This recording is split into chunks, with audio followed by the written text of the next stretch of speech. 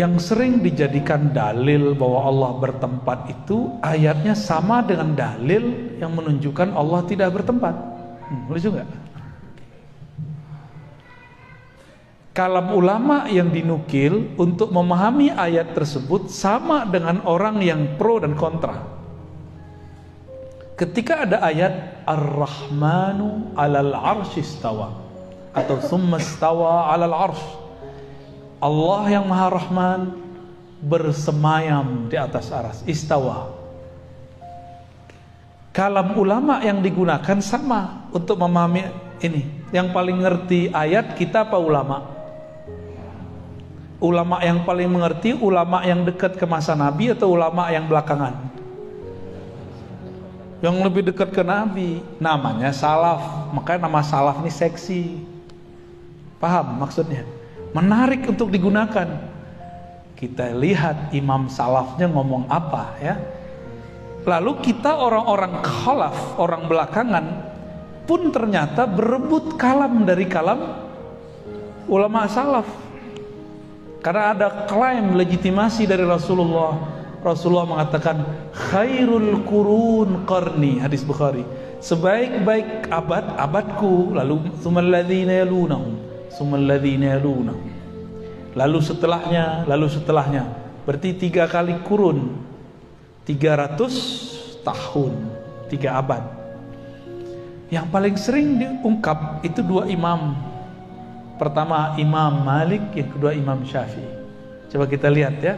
Nanti antum akan ketawa-ketawa sendiri atau dalam hati, oh begitu toh.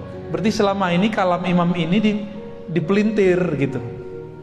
Kata Imam Malik, ketika ada seseorang ngetes, kaifal istiwa, bagaimanakah istiwa?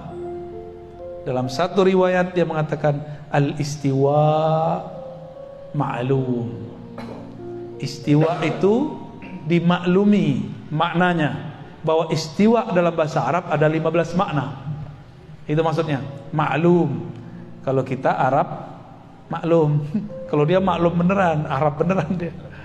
Ya Arab cemas. Terus wal kaif. Nah, ini satu riwayat ini yang jadi persoalan. Wal kaif majhul. Kaif, tata caranya tidak diketahui. Ini kalam berbahaya. Wal imanu bihi wajib.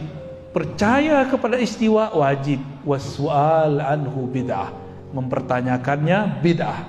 Entenal bid'ah. Maka beliau mengatakan akhrijuhu. Sekarang keluarkan dia. Itu kali-kali umur Imam Malik ngusir orang. Gak pernah beliau ngusir orang, karena beliau tidak mau ada ahli bid'ah duduk di majelisnya.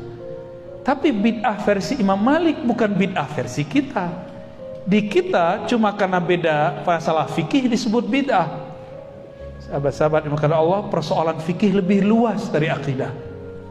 Lebih leluasa, lebih santai, lebih banyak khilafiyahnya. Cuma karena beda yasinan gak yasinan udah gak mau bermajelis. Cuma karena beda kunun gak kunun udah gak mau bermajelis. Cuma beda Sayyidina sama Sayyidina udah gak mau bareng. Itu gagal fokus. Itu bukan bid'ah. Itu namanya khilafiyah. Apa beda khilafiyah? Diperdebatkan dalilnya. Dalilnya ada. Kalau bid'ah tidak ada dalilnya. Bisa bedain? Apa beda bid'ah dengan khilafiyah? Bid'ah tidak ada dalilnya. Kalau khilafiyah diperdebatkan dalilnya. Orang yasinan punya dalil nggak? Orang anti yasinan punya dalil juga. Tuh, diperdebatkan, berarti ini belum tentu bid'ah. Oke? Sentuh lawan jenis batal. Adakah imam-imam yang 4 ini membid'ahkan gurunya? Kata Imam Syafi'i, ada nggak pernah Imam Syafi'i bilang guruku Malik ahli bid'ah? Masa sentuhan lawan jenis nggak batal kecuali nafsu? Nggak ada kan? Nggak pernah ada. Coba contoh imam salafus soleh kalau berbeda. Mereka kalau berbeda saling maklum. Oh kita beda dalil gitu. Kalau sekarang berbeda kenapa? Gimana kalau berbeda hari ini? Bentak-bentakan di masjid. Di masjid ini kayaknya masih belum ada bentak-bentakan ya. Ya paling senggol-senggolan sih udah ya. Dimaklumi lah. Yang nyenggol-nyenggol biasanya orang nggak mengerti, baru awam. Wah mendung ya. Makasih ya. Jadi apa bid'ah? Sesuatu yang Imam Malik ngomong soal anhu, kamu mempertanyakan ini, itu bid'ah, nggak ada dalilnya.